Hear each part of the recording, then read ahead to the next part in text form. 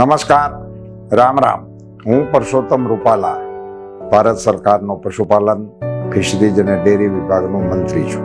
આજે સુરત એક કાર્યક્રમમાં મારે આવવાનું થયું ત્યારે બાબુભાઈ જીરાવાલાના કહેવાથી હું ડોનેટ લાઈફ સંસ્થાની ઓફિસમાં આવ્યો.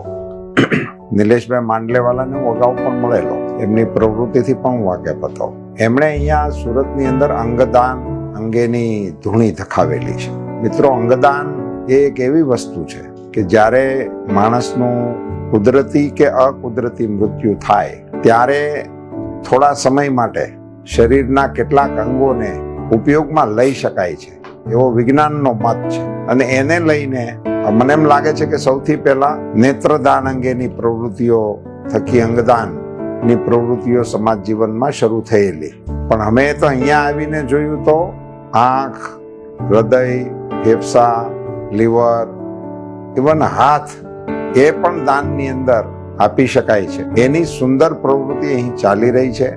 નિલેશભાઈ અને એમના સાથીઓનો ખૂબ સુંદર રીતે લોકોને સમજાવવાનો પ્રયાસ પણ ચાલી રહ્યો છે. મિત્રો, સરોવર તરવર સંતજન ચોથા વર્ષત મેં પરમાર્થને કારણે ચારે ધરિયા દેહ રામચરિત માનસની ધર્મની વ્યાખ્યા કરતી એક કડી છે.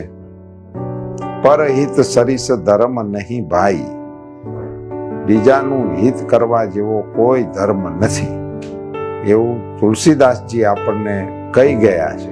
એનો અક્ષરશઃ અમલ કરવા માટેનું માધ્યમ એ ડોનેટ લાઈફના માધ્યમથી સુરતમાં ચાલી રહ્યું છે. એને હું મારી શુભકામનાઓ પાઠવું છું. સમાજના લોકોને અપીલ કરું છું કે પોતે અને પોતાના પરિચિતોને આ પ્રવૃત્તિ તરફ વાળવા માટે જરૂરથી ડોનેટ લાઈફના સંપર્કમાં આવવું જોઈએ. આપણા થકી કે આપણા પ્રયાસ થકી કોઈના જીવનમાં જીવન બચાવવા માટેની પળ આવી શકે તો હું માનું છું કે માનવ જીવનની અંદર એ દુર્લભ તક ઈશ્વર કૃપા થકી આપણને મળી શકે. આ સદપ્રવૃત્તિ માટે નિલેશભાઈ અને એની સગળી ટીમને ધન્યવાદ પણ આપું છું અને આ પ્રવૃત્તિને ખૂબ જ વ્યાપક સહકાર મળી રહે એવી અપીલ પણ કરું છું.